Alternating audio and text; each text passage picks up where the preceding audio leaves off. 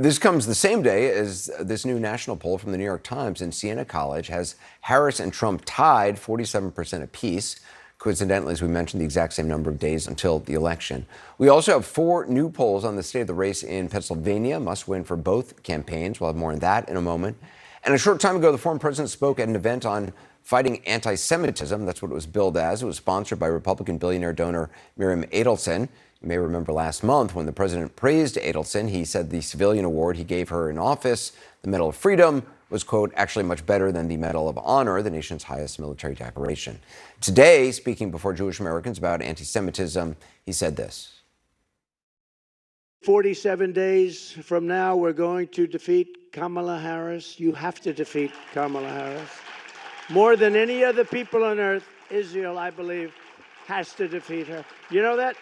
And I've never said this before. I'm thinking, Miriam, more than any people on earth, Israel has to defeat her.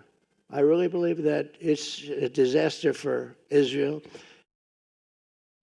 I'm joined now by Washington Post columnist Philip Bump and our senior data reporter Harry Enton, and back with us Eva McKinn, Jamal Simmons, and Matt Mowers. So, Harry mentioned the new polls out of Pennsylvania. What are they showing? Yeah, we got a buffet, an assortment for you.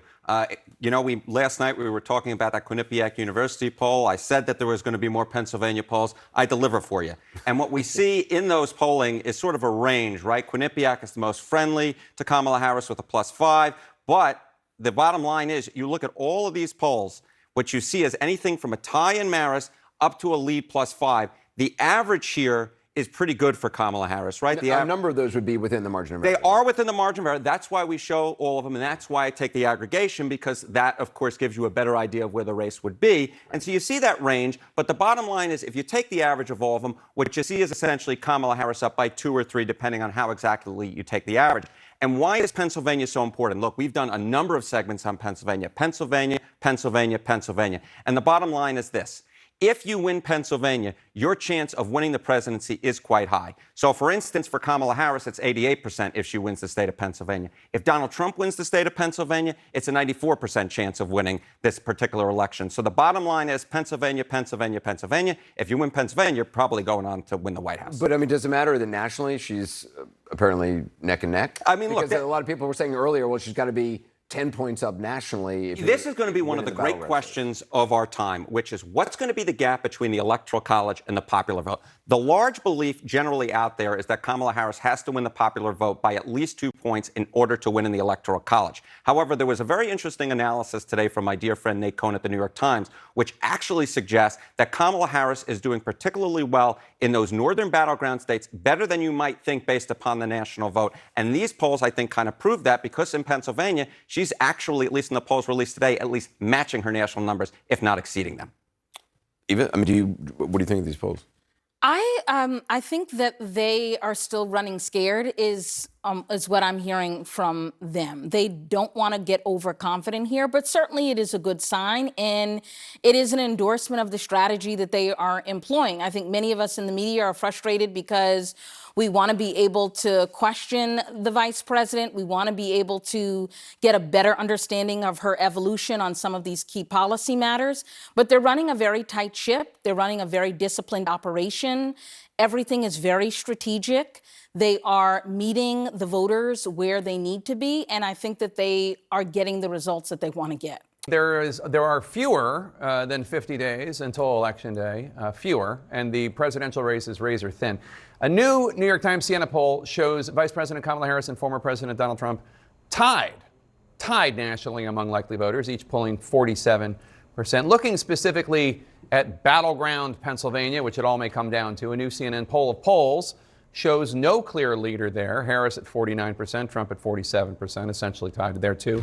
Let's bring in Nate Silver, the founder of 538, author of the new book, On the Edge, The Art of Risking Everything. He also has a Substack, Silver Bullet. So Nate, this race is bigger than any one state, obviously. Looking at the larger perspective, what are the dynamics at play that make this race so close? I don't think we've ever seen such a close race. All 7 battleground states, our averages have, yours probably have the same, polling within 2 percentage points or less.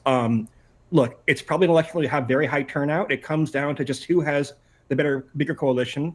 Trump has made some inroads with some groups, for example, younger Hispanic voters, younger Black voters. But, Democrats continue to gain ground in the suburbs. They're going to have probably a more robust data and turnout operation in a state like North Carolina in particular. It's mostly a turnout state. You have 50-50 groups. The GOP side has been a little bit bigger, a point bigger or so historically. But if you have something like Mark Robinson that moves the polls by half a point, all of a sudden that state becomes more interesting. Well, let me ask you about Mark Robinson. Let's assume that the story is what it is, which it seems to be. Will this? I mean, obviously Stein was already favored to win the governor's race. Might this affect the presidential race in North Carolina? So usually you do not have reverse coattails, meaning the presidential race can affect down ballot races, but not the other way around. In this case, first of all, you're going to have ads, I'm sure, running of Trump endorsing enthusiastically Robinson. There's also maybe a story about depressed GOP turnout where maybe people who would have crossed the finish line for Trump in the suburbs with a more normal, well-rounded GOP gubernatorial nominee might just say, you know what, I've had enough of this. I'm going to sit this election out potentially. There's no Senate race in North Carolina this year, by the way. So again, we'd already seen in the polls, North Carolina polling slightly better for Kamala Harris than Georgia, a reversal of 2020. This is more of a reason to believe that actually could be true and why you'll probably see all the candidates spending lots of time in that state from now through November. So when someone corners you at a bar and says, okay, it's just us here, tell me what's going to happen, who's going to win, do you have a gut answer on that? Look, it's 50-50 for a reason. The national polls are very close. There's a slight Harris lead, but we know that the GOP has an edge in close races in the Electoral College. With all 7 states polling so closely, I don't really have an intuition beyond what's in our forecast, which is 50-50 almost exactly. Look, clearly Harris has some kind of momentum post-debate.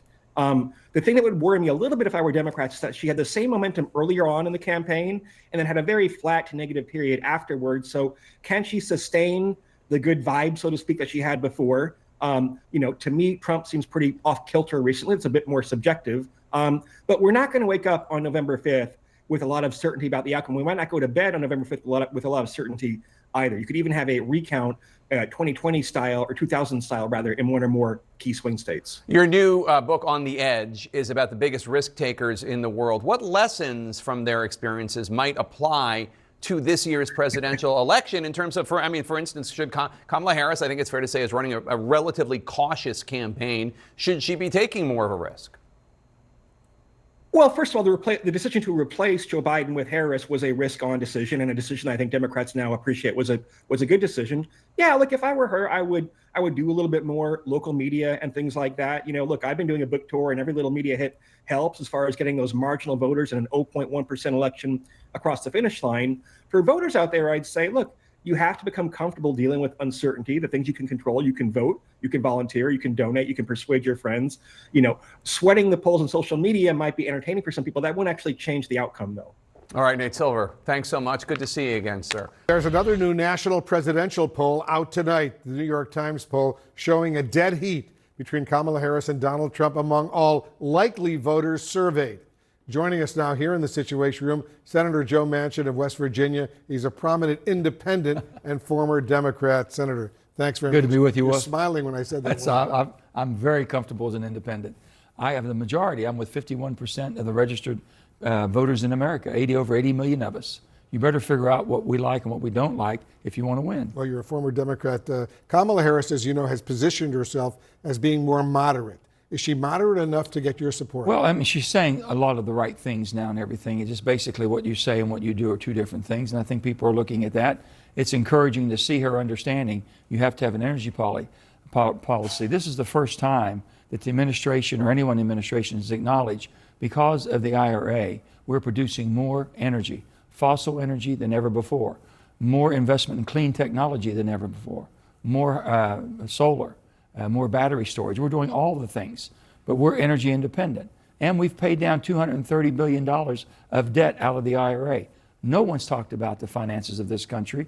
That'll be the downfall If there's a downfall to the United States of America, it'll be the debt that we're putting onto our children. You recently told our chief congressional correspondent, Manu Raju, a man you Manu know. has a way of getting things that you shouldn't be He's a talking great about. reporter. You recently said to him you wanted to have a phone conversation at least with Kamala Harris. Have you been able to touch We haven't. base We with haven't her? had the conversation yet. Hopefully that'll happen. And we'll. You want to talk to her? Sure, sure. We sat beside each other in the Intelligence Committee for over a year. So you got to know her. We know each other. She's been down to my boat, and we've had dinner and everything. So we know each other. I know mostly everybody. Donald Trump, I've had many lunches and dinners with him. So I know all of the players in there, and we just got to see where we're going to go. But people don't like this this visceral rhetoric. People like myself, I'm sick and tired of the parties playing, you're the enemy, so I'm against you. You have an What R will by it you. take, Senator, for you to endorse and vote for Kamala Harris? I want to see if people recognize the debt that we're carrying right now. How do you get your financial house in order? Recognize there's $35.4 trillion, unprecedented debt that we've ever carried before. What we're doing, no matter what you say you want to do, and all these programs, you want to give so much for this and so much for that, new homes and businesses. What's the bill? What's it going to cost? Let's be realistic. People don't live in this la-la land. They have to worry about their finances every day. As you know, Dick Cheney, Liz Cheney, they're now supporting her. A lot of independents are supporting her. Sure. And you still haven't decided. Is that right? I have not endorsed. No, I have not endorsed. And I want to make sure, if I'm going to do an endorsement, I want to make sure that I believe the person that I'm talking to and working for is going to follow through. That depends on who they put around them. Because Joe Biden, I've known each other forever, and he's just always been great. You can make a deal with him and everything. And I felt that his staff pulled him too far to the left. He and I've had those conversations. But I guess you must have a sense internally, privately, without declaring it, who you're going to vote for. I asked the question because you've said, and I'm paraphrasing you now, you love your country too much to vote for That's Trump. correct. You've said correct. that. So the insurrection, January the 6th. You can't vote for Trump. So why not simply say you'll vote for Kamala Harris? She's the opponent. Well, I'm going to reserve that right until I'm sure and I feel comfortable that we're going to have a balance. But you're definitely not voting for Trump. Right. The January 6th, the insurrection, that was real. President Trump lost the election, okay? Orderly transfer of power, the Constitution, what we have, who we are. We take an oath, all of us do, to defend and protect the Constitution. If you can't accept an orderly transfer of power, if you can't basically stop or decry an insurrection, that's a problem for me. That's bigger. It's a bigger step for me than I can. Because when I hear you say I like a lot of his policies. There's no Worked way you with can him. vote for Trump. The obvious conclusion I have is that means you got to vote for Trump's opponent. Yeah, I mean, that's the obvious conclusion you're making right there. And I intend to vote. Do I vote, write somebody in or whatever? I don't know. I want to feel comfortable. I want to make sure that we're going in that right direction. And you still don't feel comfortable saying you're Well, going to vote for I think Kamala's saying all the right things. Tim Walz is a person that I worked with for 8 years when he was in Congress. Very good person to work with. That helped a lot. But then they said he's moved too far left. I don't know. I've had a couple conversations with Tim, and we'll see where it goes. But I'm partial to governors anyway. Before I let you go, where do you stand right now? Apparently the government's going to run out of money, the federal It's a government. shame. It's just a shame that we're going down playing these games and every year. So what's going to happen? Well, no, Because the stakes for the American people are enormous if there's a federal there's not going government to be a shutdown. shutdown. There will not be a shutdown. There's no way that anybody in their right mind up there could allow that to happen. I understand the House could not get where they wanted to get to. Mike Johnson tried. Chuck Schumer, I think, will step forward, and I think him and Mitch McConnell will work it out, and we'll have a CR that'll take us to where we get a final deal at the end of the year, the way it should. You're 100% sure there's not going to be a government shutdown? I'm about 101%. Oh, really? Because if they do, they've lost their mind completely if they've done that. And why would you bring so much havoc and so much heartache and injury to the American people? Because the job's not being done here. Basically, the people should stay here, not get paid whatsoever. I always said, no budget, no pay. We hadn't had a budget for 20 years. Nobody can operate like that. You can operate your house that way, your business. There's got to be some penalties for not doing your job. And there is none. There's no recourse whatsoever. Well, let's hope there's no government shutdown. There will not be a Stakes shutdown. for the American people would be enormous. Hey, Senator, thanks very much for coming. It's always good to be with you. Good to have you in the situation room. Yeah, Appreciate it. I'm always in a situation. It's good to be in your situation room. All right, welcome. 47 days until November 5th, Election Day, and new polling out today points to an overarching theme. The race for the White House will likely be one of the tightest contests in modern American history, with Harris and Trump deadlocked across several battleground states.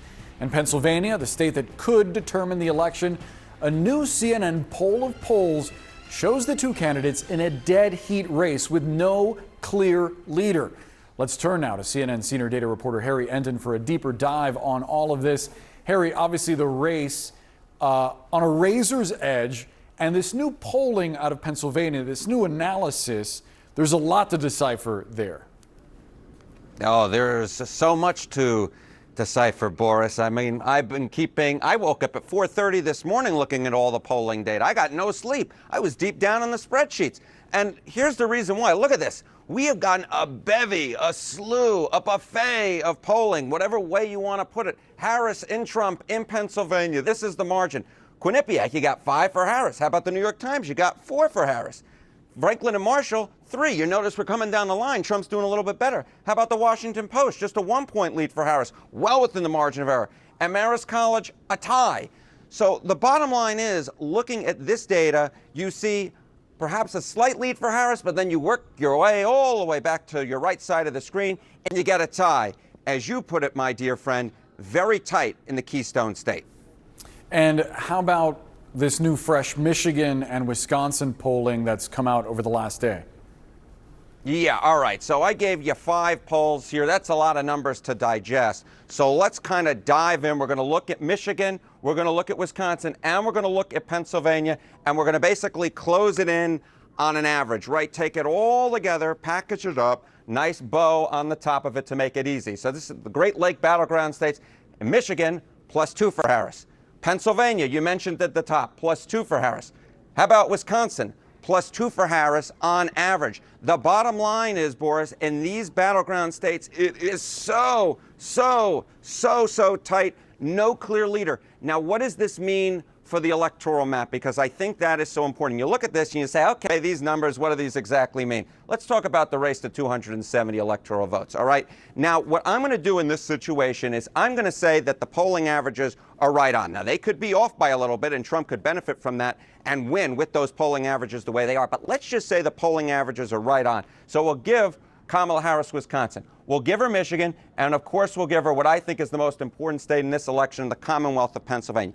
If you give Kamala Harris all 3 of these states, even if she loses in Nevada, Arizona, Georgia, and North Carolina, here's the key number. In the race to 270, she would get to exactly 270 electoral votes. But if you just took one of these states away, Boris, she would fall below that margin. So that is why you led this off by saying it's the closest race in a generation. It has been that way nationally. And when you look at these battleground states, there's no other way to describe it, my dear friend, than too close to call. There is also the possibility, Harry, with these razor-thin margins, that if she somehow loses that congressional district in Nebraska, that the one in Omaha, that one electoral vote, we could be thrust into a tie, and then it's up to the House of Representatives. So a lot of things are possible there. What I want to ask you about, though, Harry, Taylor Swift, a lot of this polling has come out since she endorsed the vice president. Does this new polling find anything interesting in terms of her popularity with voters?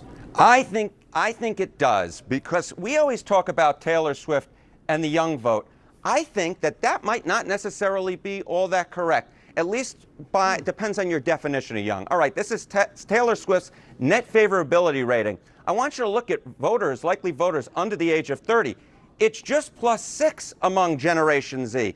It's actually our generation, Mr. Sanchez, which is where Taylor Swift is the most popular. Age 30 to 44, where her net favorability rating is +18. So if you're a big fan of Taylor Swift, chances are you're giving away your age in a way you might not want to. It turns out that the Taylor Swift fans are more likely to be a little bit older than I think is commonly assumed, and that might not be necessarily good news for me or for you or for our dear friend Brianna.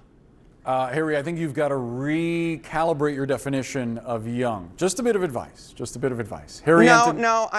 No. Don't try and get rid of me that easily. We're not. Adjust the standard definition of young is deviation. right. Adjust the standard deviation, Harry. It's time. Thanks so much, buddy. Great to see you. Bye. So today, Vice President Harris is zeroing in on the swing state of Michigan. As you saw from Harry, it is one of those 3 key blue wall states, and she's going to have some serious star power at a big event planned for tonight. Harris is going to hold a virtual rally with the help of Oprah Winfrey. They're going to be targeting a key coalition that could help her win not just Michigan, but other important battleground states. CNN's Eva McKen joins us now live with more details. So Eva, are we expecting a huge turnout for this Zoom call rally? Well, the campaign always is measured when they set expectations. But yes, Boris, I think it is going to be quite significant. That Win with Black Women call, that initial call that happened after we had this shakeup in the Democratic ticket is quite instructive. More than 90,000 women tuned in from across the country. It raised more than $1.5 million within about 3 hours. And so Win with Black Women is one of the partners tonight in this event. And so I think that it is going to be huge. I tuned into that call several weeks ago, and what you heard from these Black women from all across the country was that they finally feel viewed as part of the process.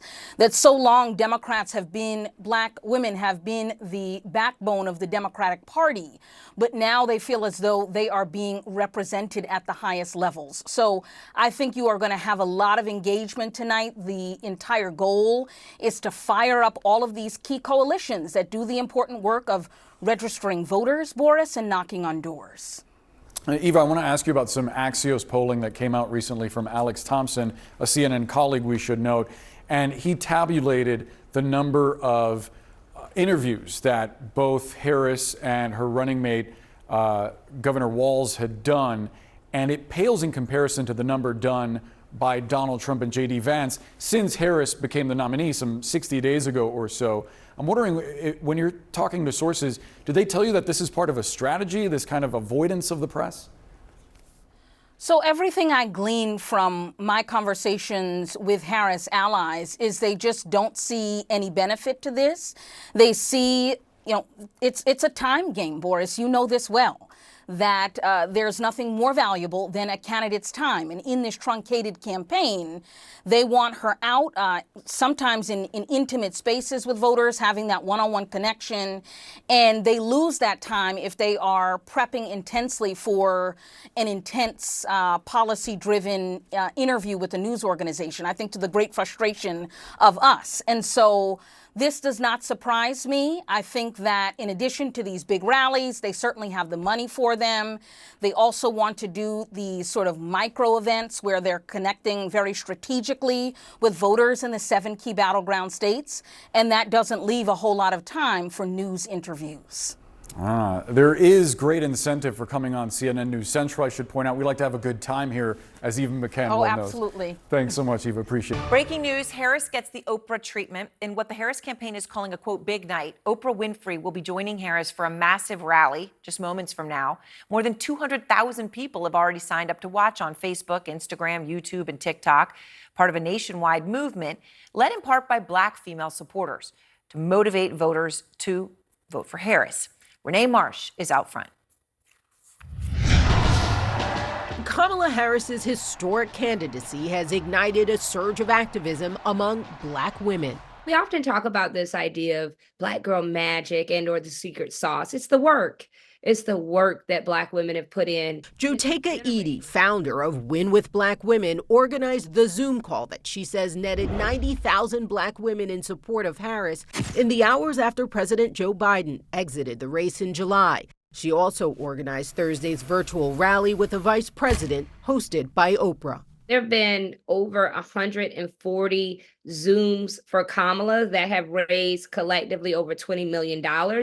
That many of them have said that they were inspired by our call. We are here in these states. Black women are crisscrossing battleground states to mobilize voters in places like North Carolina, where Donald Trump won by a little more than a point in 2020. Good morning. At this political house party south of Charlotte, Janice Robinson is training a kitchen full of suburban women how to boost voter turnout and flip the state blue. We call them troublemakers. We are training them how to talk to their friends, family, and acquaintances about the issues that are important in North Carolina. When it comes to convincing people to vote and become consistent voters, people will listen to the people that they trust. After Trump's 2016 victory, the occupational therapist turned political activist made it a mission to prevent his re-election. I pulled those lists of Democrats and independents who lean Democrats, and we went knocking on doors, making phone calls. She flipped her historically Republican precinct blue in hopes to replicate the strategy statewide. In 2020, Black women were key to Joe Biden winning the presidency, backing him over Donald Trump by roughly 80 points. Harris is counting on their support in November. And while she has not leaned into the history-making aspect of her candidacy, she has embraced her ties to Black sororities, including her own Alpha Kappa Alpha, which is one of 9 historically Black fraternities and sororities that boast 2.5 million members. The sorority recently launched its own political action committee, allowing it to support candidates. The driving force for these Black women are the issues. Why is this so important for you to do this work? I went through one of those back alley abortions at 15. I'm lucky to be alive today. That's personal to me. Not only is it historic, but there are pivotal issues that are on the ballot that Black women are paying very close attention. Paying attention, but also clear-eyed about the challenge ahead this fall. We're going to work our asses off to make sure this election turns out the way that we want it to turn out. And if it doesn't, then it won't be because we did not do everything we could. And Erin, you can see that these Black women who are organizing, they're going beyond communities of color. But will the unprecedented outreach that we are seeing by Black women be enough to help Harris carry those tight battleground states? Well, that is something that we'll have to wait and see after election. But tonight, Harris's campaign sees this virtual event as a moment to try to reach a broad cross-section of persuadable voters. Erin? All right, Renee, thank you very much. And of course, time with Oprah and all the people watching that is hugely significant for Harris. Harry Enten is here to go beyond the numbers. So, Harry, let's talk about this. When it comes to Black voters, and we just recently had a poll, obviously out of Pennsylvania, that showed Harris up. That was an overall poll. Yeah.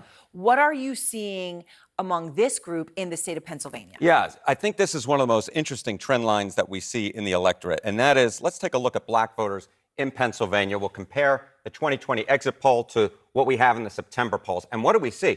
Joe Biden in the exit poll carried Black voters by 85 points. Look at the margin that Kamala Harris has right here. It's just 65 points on average, significantly less than what Joe Biden carried the state by. And this is part of a larger trend, Erin, because the fact is, if we look, for example, nationally, what do we see? We see the exact same thing going on here. Black voters, this is nationally. At this particular point in the polls, Biden was up by 80 points. Kamala Harris is up by just 63 points. You may be asking yourself then, how the heck is Kamala Harris winning in the state of Pennsylvania at this particular point, at least according to the polls? Here's the reason why. Look at white voters. White voters in Pennsylvania, the 2020 exit poll, Trump won them by 15. His margin right now, Erin, is just 7 points. Right, so it's white voters right now Correct. that are pushing her over the top, which is obviously very significant. All right, the breaking news from Andrew Kaczynski and K-File about the gubernatorial Republican candidate in the state of North Carolina. We have said this was not a swing state when it was Biden-Trump. Correct. Now it is a swing state. Correct. That is terrible news for Trump. Correct. Okay, how important is North Carolina for Trump's path to the White House? He believes in a 3-state strategy. He believes that if he can carry Georgia, and he can carry North Carolina, and he can carry Pennsylvania, then all of a sudden he gets to exactly 270 electoral votes. But if he loses just one of these states, let's say he loses in the state of Pennsylvania, all of a sudden Kamala Harris can get to 270 electoral votes this way. Or if we take away these states, and in fact we then say, okay, we're going to put that there, but we give North Carolina and Georgia, and then we go, okay, we're going to give Arizona, and then we give Nevada, that's another way she can get to 270. So she's got a lot of paths, it seems more right now than he does. All right, so in light of this news, when you're watching, politics, what are people Googling? What are they looking at? What are you seeing tonight? Yeah, take a look here. Google searches for Mark Robinson compared to yesterday. My goodness gracious, up 4,900% nationally, and in the great state of North Carolina, up 1,900%. It seems to me that our dear friend Andy Kaczynski's reporting has had a lot of impact, a lot of people searching for it. It certainly has. And just to note, North Carolina, they know who he is, and they're still looking at 100%. All right, Harry, thank you very much. Thank you very much. And